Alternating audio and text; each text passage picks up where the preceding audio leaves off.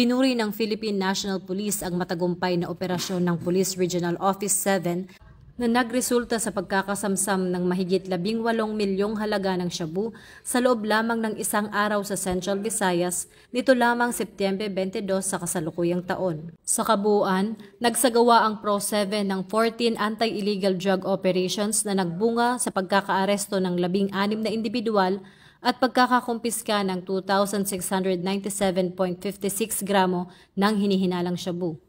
Kabilang sa mga nasabing operasyon ang pagkakadakip sa isang big-time drug personality sa Mandaue City at isang buy-bust operation sa Tagbilaran City na nagresulta sa halos 1 kilong shabu na nasamsam.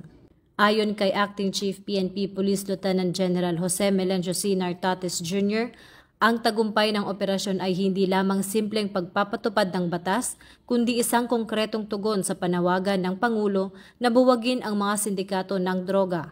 Ang mga naarestong sospek ay sasampahan ng kasong paglabag sa RA 9165 o ang Comprehensive Dangerous Drugs Act of 2002.